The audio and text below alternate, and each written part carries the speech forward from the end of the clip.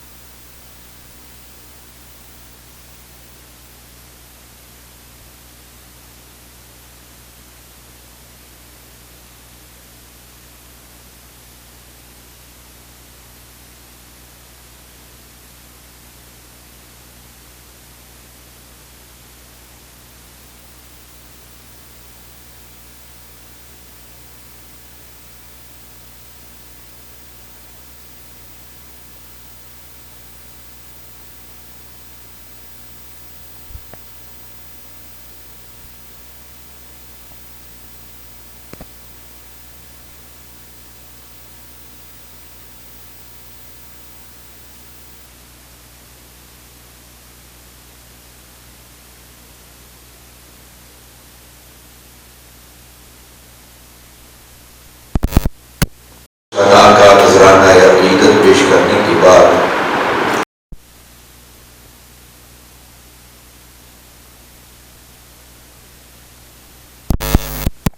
علیہ وآلہ وسلم کی بارگاہ عرفہ والی شان میں انتہائی عاجزانہ درود و سلام کا نذرانہ پیش کرنے کے بعد انتہائی واجب الاحترام ذویل احتشام احباب عزیز وقار رب ذوالجلال کا احسان عظیم جس مالک کائنات نے آپ کو اور مجھے 5ویں روزے کی سحری اور نماز فجر باجماعت ادا کرنے کی توفیق عطا کی۔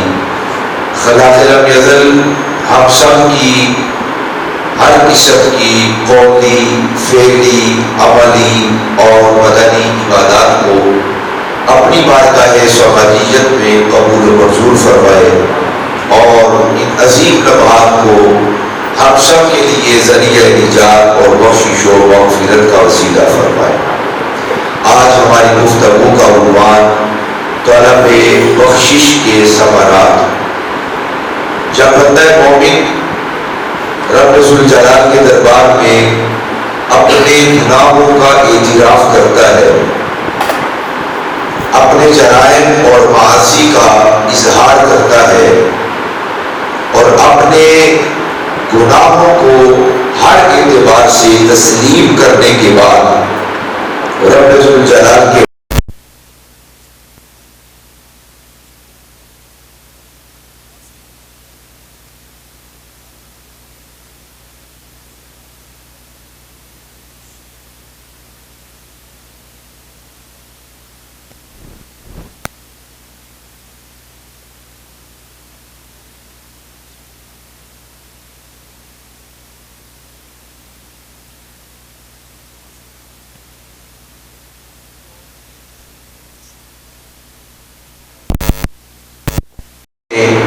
اپنے اس گنہگار بندے پر جو اس کے حضور استغفار بجا لاتا ہے، بخشش طلب کرتا ہے، معافی مانگتا ہے، رب ذوالجلال اس بندے پر فخر فرماتا ہے اور اپنے فرشتوں کو دکھلاتا ہے کہ یہ ہے میرے بندے اور یہ ہے حضرت انسان۔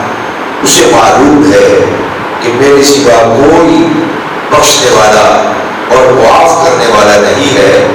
دیکھو وہ کسی کے بھی دروازے پر یہ بندہ مومن نہیں گیا، میرے ہی باب رحمت کو اور باب بخشش و مغفرت کو کھٹکھٹا رہا ہے اور میرے حضور ندامت اور خجالت کے آنسو بہا رہا ہے۔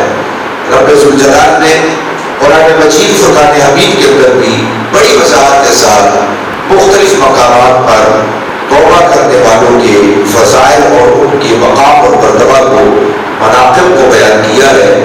ایک مقام پر خلاق لم یزل ارشاد فرماتا ہے ان اللہ یحب التوابین، بالیقین شک کی گنجائش نہیں ہے، اللہ سبحانہ و تعالیٰ کو توبہ کرنے والوں کو پسند فرماتا ہے، رجوع کرنے والوں کو پسند کرتا ہے، معافی طلب کرنے والوں کو پسند کرتا ہے، وَيُحِبُّ الْمُتَطَهِّرِينَ اور رب ذوالجلال پاکیزہ لوگوں کو پسند فرماتا ہے، جن کی چادر پر اگر کوئی سیاہ دھبا لگتا ہے، گناہ کا دھبا لگ جاتا ہے، معاصی کا دھبا لگ جاتا ہے، تو وہ دھبا لگا نہیں رہنے دیتے، بلکہ رب ذوالجلال کے حضور فوراً استغفار کرتے ہیں، بخشش طلب کرتے ہیں اور معافی طلب کرتے ہیں اور خود پاکیزہ ہو جاتے ہیں۔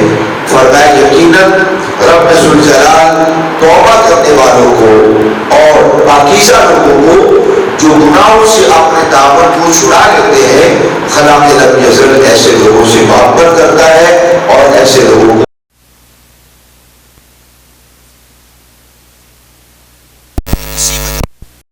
ایک مقام پر اہل ایمان کو اور اہل ایمان میں سے بالخصوص وہ لوگ جو توبہ کرنے والے ہیں، ان توابین کو، رجوع کرنے والوں، معافی مانگنے والوں کی فضیلت کو بیان کرتے ہوئے، مبارکباد دیتے ہوئے اللہ کے حبیب صلی اللہ علیہ وآلہ وسلم نے ارشاد فرمایا طوبیٰ لمن وجد فی صحیفتہ استغفارا کثیرا، فرمایا کہ مبارک ہو اس بندہ مومن کو۔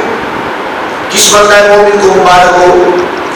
فرمایا جو ایمان لانے کے بعد اگر اس سے کوئی غلطی سرزد ہو جائے، کوئی گناہ سرزد ہو جائے، حقوق اللہ میں کسی حق کی پائمالی ہو جائے، حقوق العباد میں کسی حق کو انسان خود روند ڈالے اور اس کے بعد اس کی فوراً آنکھیں کھلیں، رب کا ذکر کرے، اسے یاد کرے اور اس کے حضور اپنے قصور کو پیش کرے اور آئندہ گناہ نہ کرنے کا عزم مصمم، پکا ارادہ اور پختہ اظہار کر لے، تو رب ذوالجلال کے حبیب علیہ السلام فرماتے ہیں طوبیٰ لمن وجد فی صحیفتہ، فرمایا اس بندہ مومن کو بہت زیادہ مبارک ہو جس کے صحیفہ میں، جس کی کتاب زیست اور کتاب حیات کے اندر کیا ہو؟ استغفاراً کثیرا، کثرت کے ساتھ معافی طلب کرنا ہو، وہ اپنے رب کے حضور بکثرت بات بات پر اگر اس سے گناہ سرزد ہوتا ہے، غلطی سرزد ہو جاتی ہے، کسی جرم کا ارتکاب کر بیٹھتا ہے، اپنی جان پہ ظلم کر لیتا ہے، تو وہ بھولا نہیں رہتا، وہ چھوڑ نہیں دیتا، وہ بے پرواہی کا مظاہرہ نہیں کرتا اور وہ ہٹ دھرمی ضد اور اناد پر نہیں اتر آتا، وہ رب ذوالجلال کی رحمت اور اس کی قدرت سے مقابلہ شروع نہیں کر دیتا، وہ اس بات کا اظہار کرتا ہے کہ میں عبد ضعیف، میں نحیف، میں کمزور، میں ناتواں اور ساری قدرتوں کا مالک میرا رب ہے۔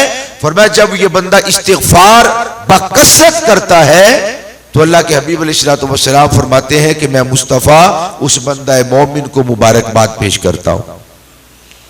اور اس کے برعکس علماء نے لکھا اگر وہ جرم پر جرم کرتا رہے، گناہ پہ گناہ کرتا رہے، ظلم پر ظلم کرتا رہے، استحصال پہ استحصال کرتا رہے، حقوق العباد کو بات بات پر ترک کرتا رہے اور حقوق اللہ کی بھی پرواہ نہ کرے، پھر ڈٹ جائے، پھر ضد میں آ جائے، پھر ہٹ دھرمی کا مظاہرہ کرے، پھر اس کے حضور ندامت کے آنسو نہ بہائے، شرمندگی محسوس نہ کرے، اس کا دل نہ ڈرے اور وہ بے پرواہی کا مظاہرہ کرے، تو رب ذوالجلال کے معصوم فرشتے ایسے بے پرواہ بندے پر کہ جو رب کے حضور بھی جھکتا نہیں ہے اور اس سے ڈرتا بھی نہیں ہے اور اسے خوف بھی محسوس نہیں کرتا اور اس سے خشیت کا بھی اظہار نہیں کرتا، تو اللہ کے معصوم فرشتے ایسے بد نصیب بندے پر لعنت کرتے ہیں، یعنی اس کے بارے میں دعائے ضرر، دعائے نقصان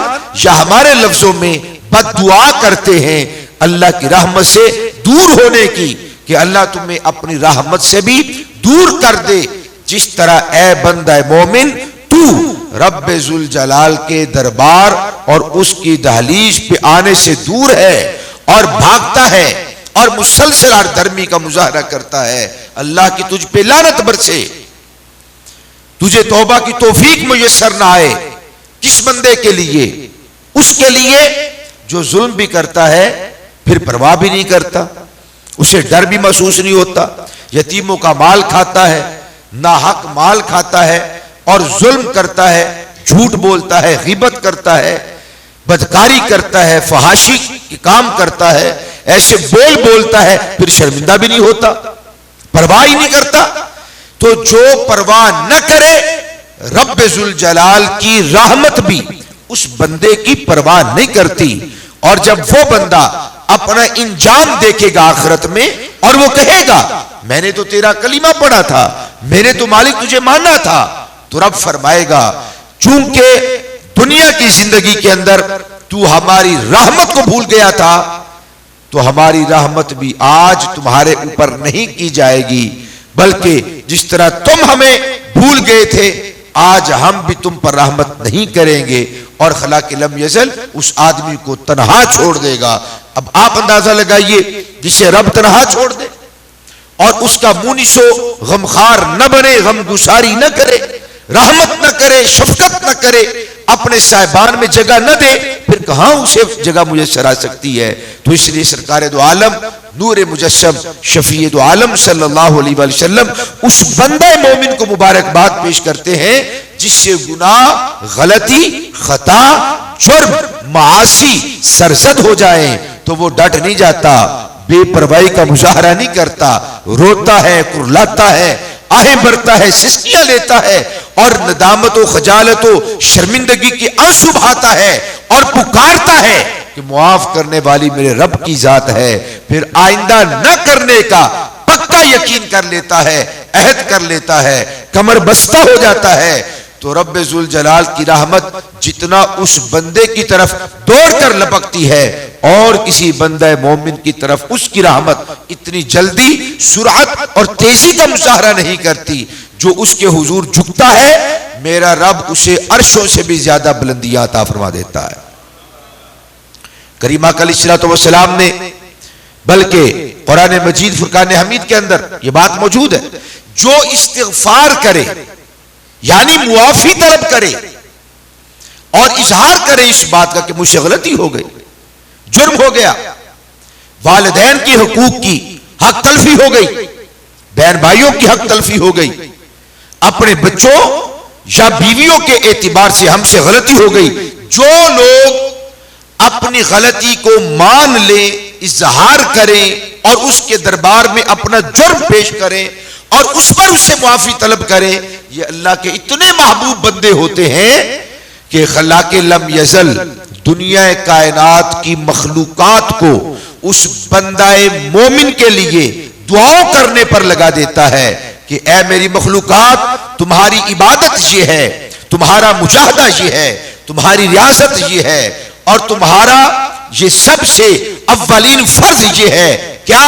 فرمایا جو میرے حضور استغفار کرتے ہیں اور رحمت کے متلاشی اور رحمت کے تلاش کرنے والے اور مجھ سے میری مغفرت طلب کرنے والے ہیں، اے میرے فرشتوں تم بھی ایسے لوگوں کے لیے میرے حضور دعائے رحمت اور دعائے بخشش و مغفرت طلب کرو، تمہاری دعا ان کے ساتھ شامل ہو جائے گی، میں رب العالمین تمہاری دعا کو اور اپنے بندے کی دعا کو اپنے دربار میں مستجاب فرما کے اپنے بندہ مومن کا مقام اونچا اور مرتبہ بلند کر دوں گا۔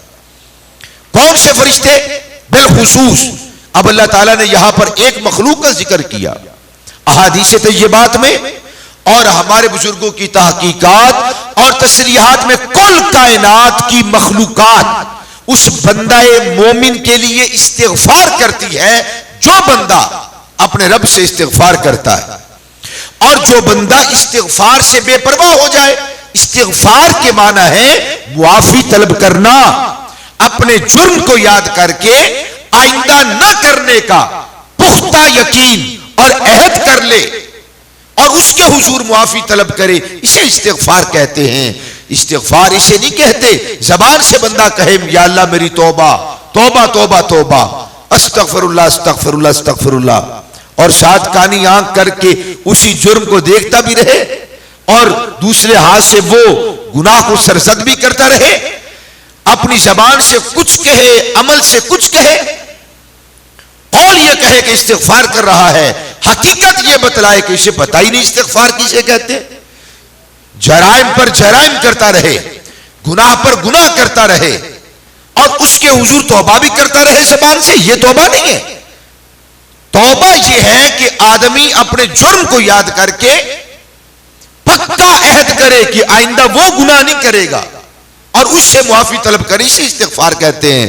اللہ اپنی مخلوقات کو اس مشن پہ لگا دیتا ہے، اور یہاں پر ذکر اپنے فرشتوں کا کیا، اور فرشتوں میں سے بھی وہ اعلیٰ ترین فرشتے جو اللہ کے عرش کو اٹھائے ہوئے ہیں اور اللہ تعالیٰ کے عرش کے دامن سے لپٹے ہوئے ہیں اور ملتجی ہیں اور متلاشی ہیں اس کی رحمت کے، فرمایا الذین یحملون العرش ومن حولہ یسبحون بحمد ربہم ویؤمنون بہ ویستغفرون للذین آمنوا ربنا وسعت کل شیء رحمتا وعلما فاغفر للذین تابوا واتبعوا سبیلک وقہم عذاب الجحیم ربنا وادخلہم جنات عدن التي وعدتہم ومن صلح من آبائہم وازواجہم وذریاتہم انک انت العزیز الحکیم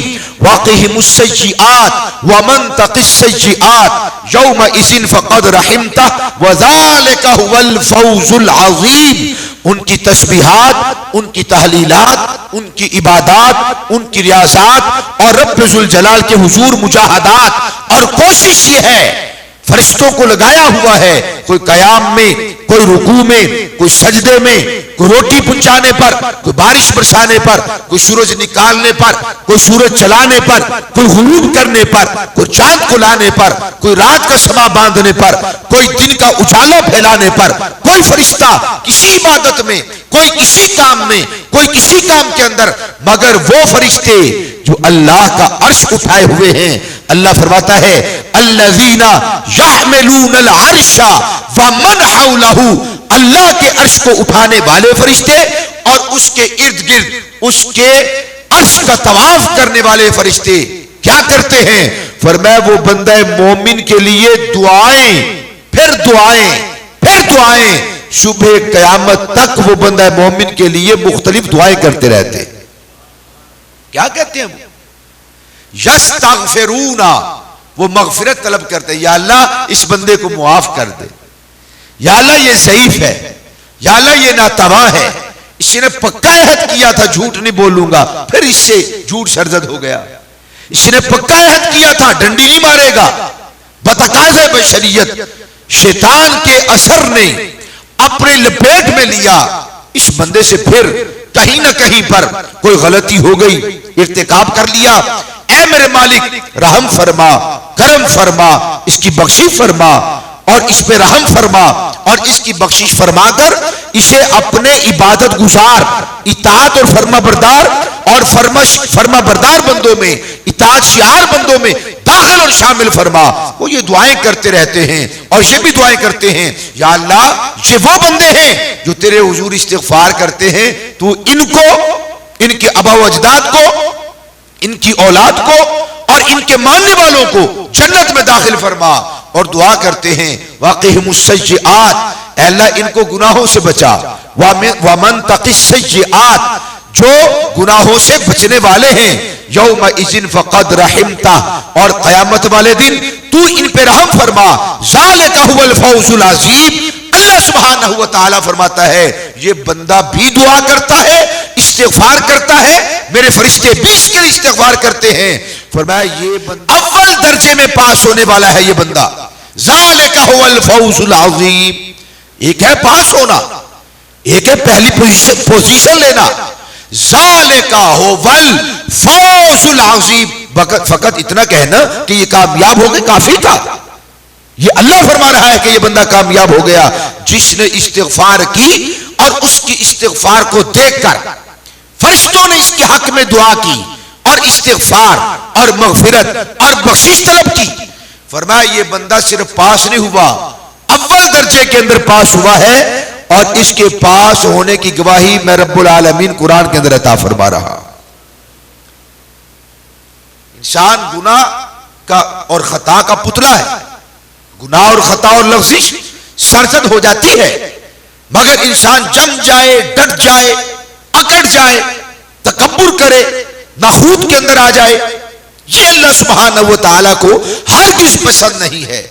وہ جھکنے والوں کو پسند کرتا ہے، آنسو بہانے والوں کو پسند کرتا ہے، ڈرنے والوں کو پسند کرتا ہے. جن کے دل دہل جائیں رب العالمین اسے پسند کرتا ہے. پھر جب بندہ مومن سچے دل سے، خلوص نیت کے ساتھ، صدق دل کے ساتھ اس کے حضور ایک مرتبہ کہتا ہے یا ربی. احادیث میں موجود ہے رب ذوالجلال اس بندے کی ایک ندا، ایک صدا، ایک پکار پر رب ہو کر اور رب الارباب ہو کر، رب العالمین ہو کر، وہ ایک پکار، ایک صدا، ایک ندا، ایک آواز پر 70 مرتبہ فرماتا ہے لبیک یا عبدی، لبیک یا عبدی، لبیک یا عبدی. اے مجھے پکارنے والے، اے میرے بندے، اے بندہ مومن، تیرا رب حاضر ہے، تیرا رب حاضر ہے، تیرا رب حاضر ہے. مانگ کیا مانگتا ہے؟ میں رب العالمین ہر چیز تجھے عطا کرنے پر قادر ہوں. کیا ملتا کیا ہے؟ بہت ساری آیات طیبات ہیں. دکان نہیں چلتی تو استغفار کیجئے، کاروبار نہیں تو استغفار کیجئے، مال چاہیے تو استغفار کیجئے، اولاد چاہیے تو استغفار کیجئے، اور رقت قلبی چاہیے تو استغفار کیجئے، عبادات میں ذوق اور شوق چاہیے تو استغفار کیجئے، اس سے بخشش طلب کیجئے، اس سے مانگیے، اس کے حضور آنسو بہائیے. فَقُلْتُ اسْتَغْفِرُوا رَبَّكُمْ إِنَّهُ كَانَ غَفَّارًا يُرْسِلِ السَّمَاءَ عَلَيْكُمْ مِدْرَارًا وَيُمْدِدْكُمْ بِأَمْوَالٍ وَبَنِينَ وَيَجْعَلْ لَكُمْ جَنَّاتٍ وَيَجْعَلْ لَكُمْ أَنْهَارًا مَا لَكُمْ لَا تَرْجُونَ لِلَّهِ وَقَارًا وَقَدْ خَلَقَكُمْ أَطْوَارًا.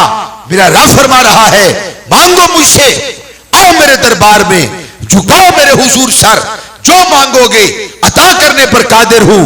دنیا مانگو گے دنیا عطا فرماؤں گا، عقبہ مانگو گے عقبہ عطا فرماؤں گا، دنیا کا بھی مالک اور وارث بناؤں گا. نہ صرف دنیا کا بلکہ جنتوں کا وارث بنا کر تمہیں دین و دنیا اور آخرت و عقبہ میں مالدار کروں گا. جو چاہو مجھ سے مانگو، میں رب العالمین عطا کرنے پر قادر ہوں. جب کہ بندہ مجھ سے مانگتا ہے میں پھر عطا فرما دیتا ہوں. یرسل السماء علیکم مدرارا، بارش نہیں ہے، مانگو اس سے بخشش طلب کرو. وہ مسلسل بارش برسائے گا. اب وہ پانی کی بارش ہے، کسی کو مال کی بارش چاہیے، کسی کو عزت چاہیے، کسی کو وجاہت چاہیے، کسی کو شہرت چاہیے، لیکن ہو سب دین کے تابع اور رب العالمین کی عبادت کے لیے اور اس کی اطاعت کے لیے، تکبر کے لیے نہیں. فرمایا یرسل السماء علیکم مدرارا، وہ مسلسل تم پر بارش برسائے گا. وَيُمْدِدْكُمْ بِأَمْوَالٍ وَبَنِينَ، اور وہ تمہاری مدد کرے گا مال کے ذریعے. صرف یہ نہیں کہ بارش پانی کی ہے اور وہ فقط پانی کی بارش برسانے پر قادر ہے.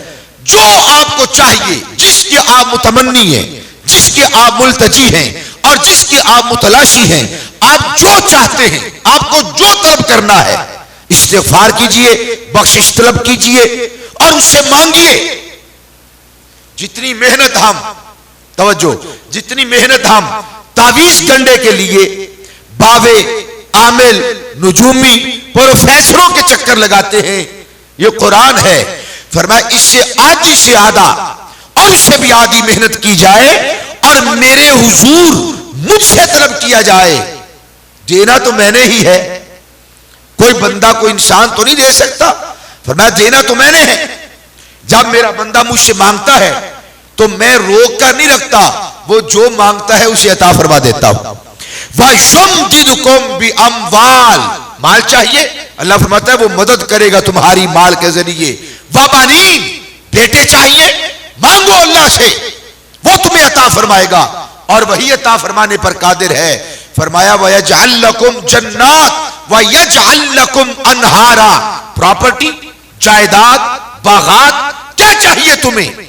فرمایا مجھ سے مانگو، استغفار کرو، گناہوں سے توبہ کرو، باز آ جاؤ اور میرے حضور جھک جاؤ.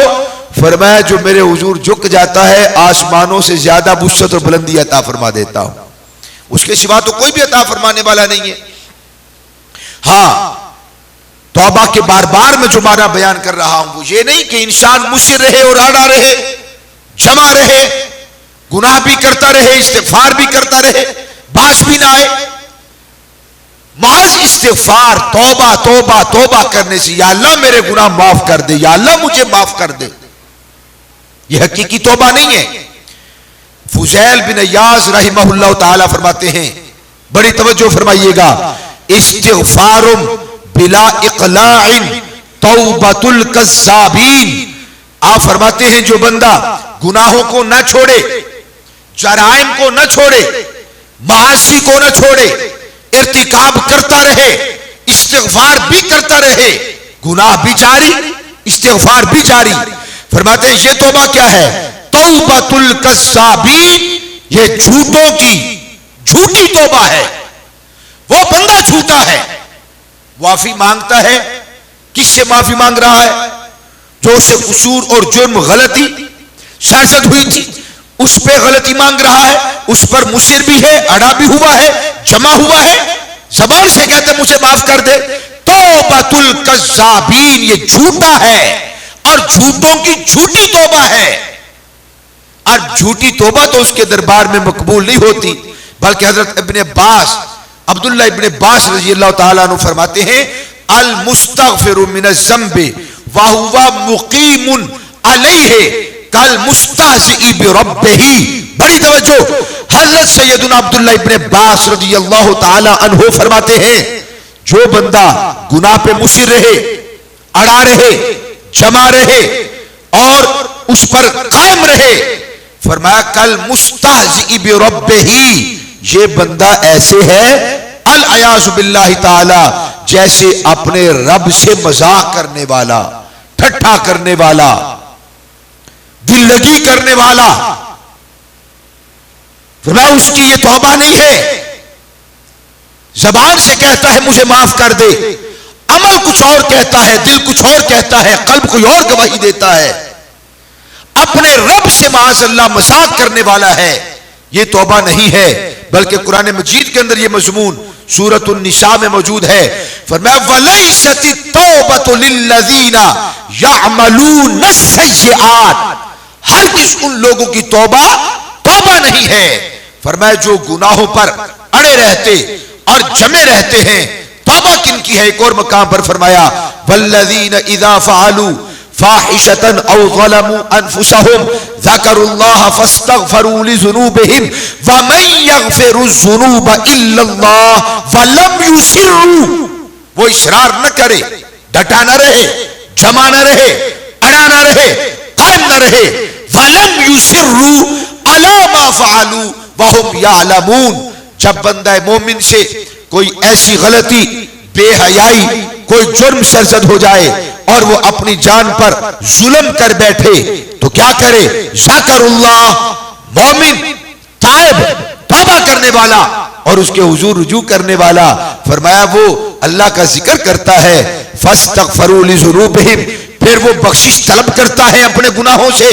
ومن یغفر الذنوب الا اللہ، اور وہ کہتا ہے کون ہے میرے رب کے سوا میری بخشش کرنے والا، کون ہے مجھے نجات دینے والا، کون ہے مجھے معاف کرنے والا اور گناہوں کی اس دلدل سے نکالنے والا، کون ہے مجھ نتھڑے کو قبول کرنے والا، معاصی کا ارتکاب، جرائم کا ارتکاب کرنے والا اور پھر وہ اس کے باوجود مجھے معاف کرنے والا. الا اللہ، اس کا ایمان ہے یقین ہے اور اس کا یہ کلمہ ہے اور اس کا وجدان اور ایمان کہتا ہے وَمَن يَغْفِرُ الذُّنُوبَ إِلَّا اللَّهُ، مجھ لتھڑے ہوئے کو دنیا بھر میں کوئی قبول کرنے والا نہیں، اگر کوئی ہے تو وہ بندہ کہتا ہے وہ تو اللہ کی ذات ہے۔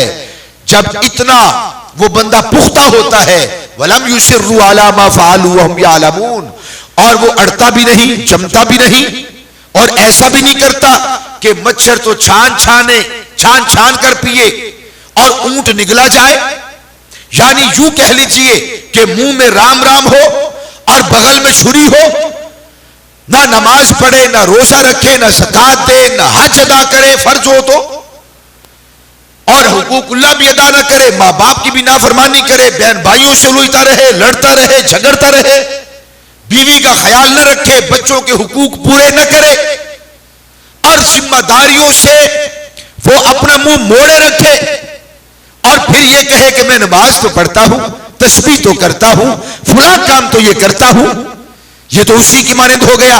حضرت سیدنا عیسیٰ علیہ السلام نے اپنے حواریوں سے کہا تھا اے میرے حواریوں، کیسے بدبخت اور بدنصیب لوگ ہو تم، مچھر کو تو چھان کر پانی پیتے ہو اور اونٹ کے اونٹ نگلتے جاتے ہو، یعنی یہ بڑے بڑے جرائم کر رہا ہے، ماں اور باپ ناراض ہے، تو بتائیے رب ناراض نہیں ہے؟ جو ماں اور باپ کا گستاخ ہے اور پھر وہ یہ کہے کہ میں جناب علی نماز پڑھتا ہوں، تسبیحات کرتا ہوں، میں فلاں کام کرتا ہوں، صدقہ و خیرات و بہائے، دیگے پہ دیگے چڑھائے، ساری دنیا کو راضی کرے، سارا جگ راضی کرے، ماں باپ راضی نہ ہو، بہن بھائی راضی نہ ہو، بیوی اور بچے راضی نہ ہو، اہل و عیال راضی نہ ہو، پڑوسی راضی نہ ہو، سارا جگ راضی کرنے پر وہ چل پڑا ہے، مارا پھرتا ہے کہ سارا جگ راضی ہو جائے۔ حق یہ ہے، حقیقت یہ ہے کہ جو اپنے ارد گرد رہنے والے ہیں، جن کا خیال رکھنا تھا ان کا خیال ہی نہیں ہے، ان کی کبھی کوئی فکر دامن گیری نہیں ہوئی۔ تو حضرت عیسیٰ علیہ السلام نے فرمایا تھا میرے بدبخت حواریوں، تم مچھر کو چھان کر پیتے ہو اور اونٹوں کے اونٹ نگلتے جاتے ہو، یعنی چھوٹی چھوٹی نیکیاں تو کرتے ہو اور بڑے بڑے معاصی جرائم کا ارتکاب کرتے ہو، پھر مانتے بھی نہیں ہو۔ رب ذوالجلال کو وہ لوگ پسند ہیں جو اس کے حضور سچی توبہ کرنے والے ہیں۔ حدیث قدسی سماعت فرمائیں، اللہ پاک فرماتا ہے یا ابن آدم انک ما دعوتنی ورجوتنی غفرت لک علی ما کان فیک ولا ابالی۔ اے ابن آدم، تو مجھے پکارتا ہے، میرا رب فرما رہا ہے، تو مجھے پکارتا ہے اور مجھ سے ہی لو لگاتا ہے، مجھ سے امید رکھتا ہے، غفرت لک علی ما کان فیک، جا میرے دربار میں آیا ہے بخشش طلب کرنے کے لیے، معافی لینے کے لیے، صدق دل سے توبہ کرنے کے لیے میرے حضور آیا ہے۔ غفرت لک ما فیک، تیری کتاب زیست میں پوری زندگی میں جو گناہ تھے میں رب ذوالجلال نے وہ سارے گناہوں کو معاف کر دیا ہے، ولا ابالی، اور اللہ فرماتا ہے میری ذات کو تھوڑا سا بھی فرق نہیں پڑا۔ ہمیں فرق پڑتا ہے، میں کیسے معاف کر دوں، کیسے چھوڑ دوں، حق میرا ہے، کیسے اس کے پاس رہنے دوں، میں تو لے کر چھوڑوں گا، آخری سانس تک لڑوں گا، مرنا پڑے تو مر جاؤں گا، گھر بار جھونکنا پڑے تو جھونک ڈالوں گا، میں تو اپنا حق لے کر رہوں گا، کبھی نہیں چھوڑوں گا۔ کیوں؟ ہمیں فرق پڑتا ہے۔ میرا رب فرماتا ولا ابالی، زندگی بھر کل کائنات کے گناہوں کو لے کر بھی میرے دربار میں آئے، مجھے پکارے اور مجھ سے لو لگائے، امید رکھے، اللہ فرماتا ہے سارے معاف کر دیتا ہوں، فرق میری ذات پہ ذرہ برابر بھی نہیں پڑتا۔ یا ابن آدم لو بلغت ذنبک عنان السماء ثم استغفرتنی غفرت لک ولا ابالی۔ بندہ کہتا ہے میرے تو بڑے گناہ میں بڑا بدکار، میں کیسے بخشا جاؤں، میں کیسے معاف کیا جاؤں؟ میرا رب آواز دے کے کہتا ہے بندہ مومن، اگر تیرے گناہ اتنے بلند ہو جائیں پہاڑوں پر پہاڑ، پہاڑوں پر پہاڑ، پہاڑوں پر پہاڑ، اور اتنے گناہ ہو کہ وہ آسمان کی چوٹیوں پہ جا کے لگ جائیں، تو ایک مرتبہ صدق دل سے مجھے پکار، میں اسی وقت تیرے سارے گناہوں کو معاف کرنے پر قادر ہوں اور معاف کر دیتا ہوں، میری ذات پہ ذرہ بھی فرق نہیں پڑتا۔ پھر تیسری مرتبہ آواز دیتا ہے، یا ابن آدم انکا لو اتیتنی بقراب الارض خطایا ثم لقیتنی، فرمایا کہ اگر تو زمین کے جتنے ذرات ہیں، ہر ذرے کے بدلے میں چھوٹے چھوٹے ذرات کی دنیا بن جائے، چھوٹے چھوٹے ذرات جمع کرو اور ایک دنیا بن جائے، جیسے یہ دنیا ہے، ہم اگر ذرات اکٹھے کرنے لگے کروڑوں اربوں سالوں کے بعد بھی شاید جا کے اتنی بڑی دنیا نہ بنے۔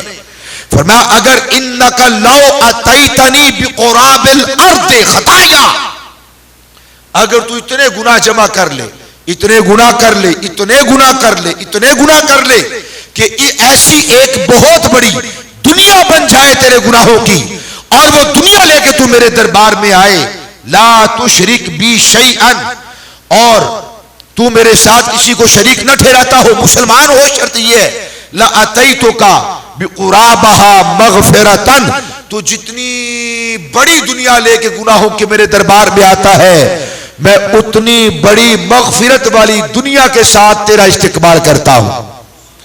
تو جتنے گناہ لے کر آتا ہے، اتنی بڑی مغفرت اور اتنی بڑی بخشش اور اتنی بڑی رحمت لے کر میری رحمت تیرے پاس آتی ہے اور تیرے گناہوں کو معاف کر دیتی ہے۔ صاحبو، آج وقت ہے، نبی پاک صلی اللہ علیہ وسلم رمضان المبارک پہ ممبر پہ آپ چڑھے تو آپ نے کیا کہا؟ آمین آمین آمین۔ اصحاب نے عرض کیا رسول اللہ یہ آمین کس چیز کی ہے؟ فرمایا کہ حضرت جبریل نے دعائے ضرر، دعائے نقصان، یعنی جسے ہم اپنی زبان میں بد دعا کہتے ہیں، یہ دعائے ضرر کی ہے لوگوں کے لیے، کہ وہ بندہ جو رمضان المبارک کا مہینہ پائے اور اپنی بخشش نہ کروا سکے، جبکہ اس کی رحمت معجزن ہو اور اس کی عطا کا، سخا کا، بخشش و مغفرت، رحمت و عاطفت، رافت و مہربانی کا دریا موسلا دھار می برس رہا ہو، سمندر بہ رہا ہو، بندہ اس میں ڈبکی لگائے پھر بھی بخشش نہ کروائے، وہ بندہ ہلاک ہو جائے، وہ بندہ برباد ہو جائے۔ حضور فرماتے ہیں میں نے اس پہ آمین کہا ہے۔ جب دعا جبریل کرے سید الملائکہ آمین، سید الانبیاء فرمائیں، مصطفیٰ فرمائیں، وہ بندہ کتنا بد نصیب ہوگا، اسے کون ہلاکت سے بچا سکتا ہے؟ اس لیے رمضان المبارک بڑی پر نور ساتھ لے کر جلوہ گر ہے۔ ہم سب کو چاہیے کہ ایک مرتبہ کتاب زیست کو کھول لیں، غور کریں ہم زندگی کیسے بسر کر رہے ہیں، کہیں پر کسی کی حق تلفی تو نہیں ہو رہی، فوراً سے پہلے اللہ سے معذرت کریں، توبہ کریں، استغفار کریں، بخشش طلب کریں، ندامت کے آنسو بہائیں، روئیں اس کے دربار میں اور اسے پکاریں، وہ پکار سننے والا ہے۔ جب بندہ مومن اسے پکارتا ہے، اس رمضان المبارک کو بخشش و مغفرت کا حامل بنائے اور ہماری بخشش و مغفرت فرمائے، اور حضور کریمہ علیہ الصلوۃ والسلام کی معیت، آپ کی سنگت نصیب فرمائے۔ وما علینا الا البلاغ المبین۔ جس طرح کے بیان میں بھی سنا ہے کہ بندہ توبہ استغفار بھی کرتا رہے، گناہ پہ بھی ڈٹا رہے، اس کے بارے میں سماعت فرمایا ہے کیا ہے۔ تو اگر بندہ اس ذہن سے گناہ کرے، اس کو پتہ بھی ہے گناہ ہے اور سمجھتا بھی ہے، اور یہ ذہن رکھتا ہے کہ بعد میں توبہ کر لوں گا، اس کے بارے میں کیا ہو؟ عموماً بہت سارے احباب اس کے اندر مبتلا ہوتے ہیں کہ گناہ اس امید پر کیے جاتے ہیں کہ بخشنے والا تو اللہ کی ذات ہے، وہ بخش دے گا، معاف کر دے گا۔ اس سے بڑا نادان، حدیث میں فرمایا اس سے بڑا کوئی نادان نہیں ہے۔ جو رب ذوالجلال کی رحمت کو بہانہ بنا کر گناہ کرتا ہے، اس گناہگار سے بڑا احمق اور نادان اور مفلس بندہ کوئی نہیں ہے۔ یہ شیطان کا وار اور دھوکہ ہے کہ وہ تو معاف کر دے گا، معاف کرنے والا ہے، بخش دے گا، بخشنے والا ہے۔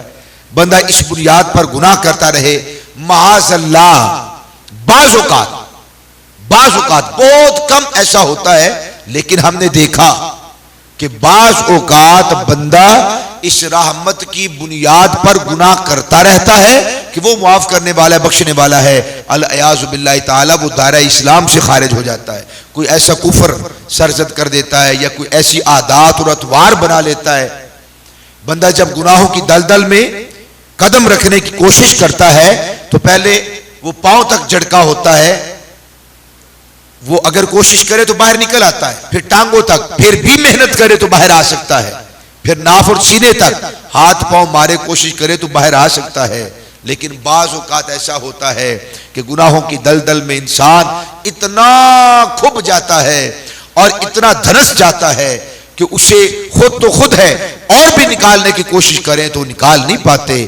یہ وہ لوگ ہوتے ہیں معاذ اللہ جن سے کفر سرزد ہو جائے اور کفر جن کو پیارا لگنے لگ جائے۔ ایک بندہ تھا نا، تو اس نے کہا کہ اللہ تعالیٰ کی بڑی بخشش و مغفرت، وہ معاف کر دینے والا ہے، حتیٰ کہ اس نے ایک جرم کیا، دل بڑا ہو گیا کہ دیکھو اگر میں اللہ تعالیٰ ناراض ہوتا، غضب فرماتا تو مجھے اس کے اوپر سزا دیتا، اس نے سزا کوئی نہیں دی، اس نے سزائے کوئی نہیں دی مجھے، یہ حدیث شریف کے اندر موجود ہے، اس نے سزائے کوئی نہیں دی مجھے، وہ پھر دوسرا گناہ کرتا ہے، ڈر رہا ہوتا ہے کہ کہیں ابھی آسمان سے بجلی نہ گرے، کہیں مجھے جلا کے راکھ نہ کر دے، کہیں زمین نہ پھٹ جائے، کہیں یہ آسمان میرے اوپر گرا نہ دیا جائے، وہ ڈر رہا ہوتا ہے، پھر دوسری غلطی کرتا ہے، جرم کرتا ہے، وہ دیکھتا ہے جرم کے بعد کہ اللہ نے تو مجھے پکڑ ہی نہیں کی، پھر وہ دلیر ہونے لگتا ہے انسان، پھر تیسری، پھر چوتھی، پھر پانچویں، پھر چھٹی، پھر ہزاروں گناہوں کے مرتکب ہوتا ہے، وہ کہتا ہے لو مجھے تو پوچھنے والے کوئی نہیں، اللہ اگر ناراض ہوتا، پکڑ کرنا ہوتا، اللہ مجھے،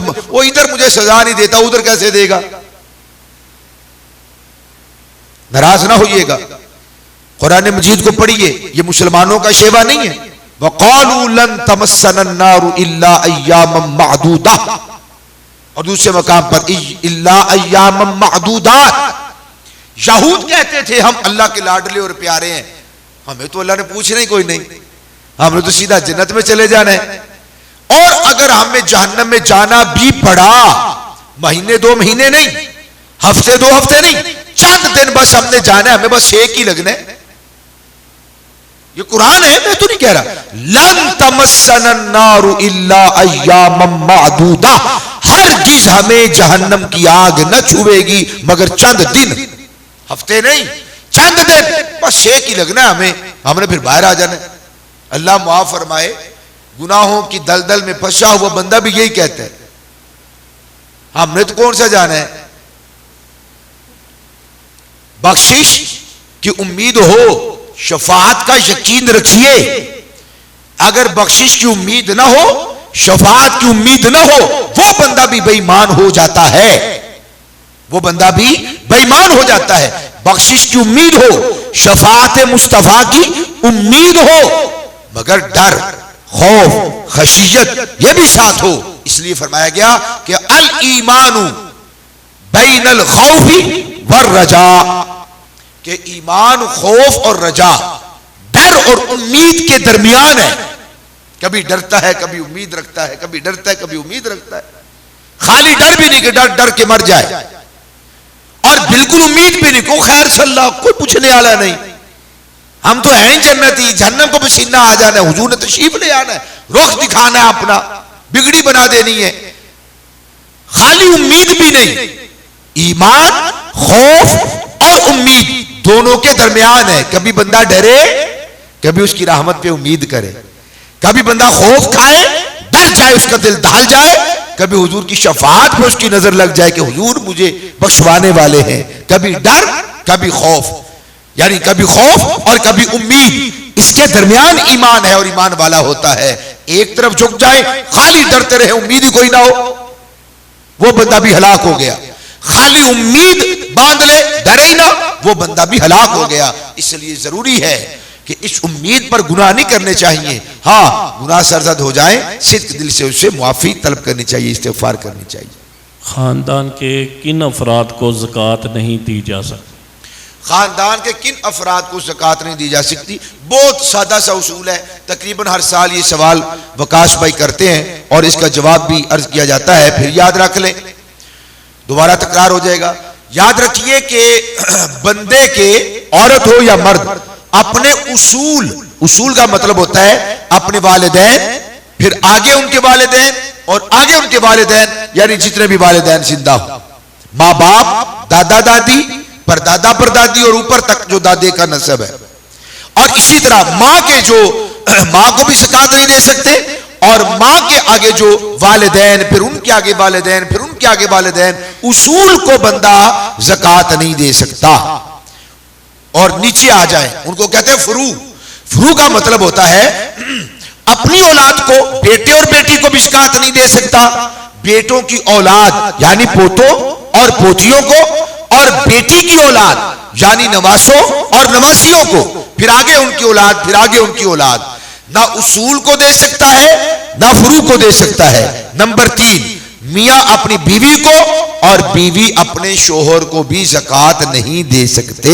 یہ 3 قسم کے لوگ ہیں جن کو خاندان میں زکات نہیں دی جا سکتی. بہن بھائیوں کو دی جا سکتی ہے، بہن بھائیوں کو دی جا سکتی. کیوں؟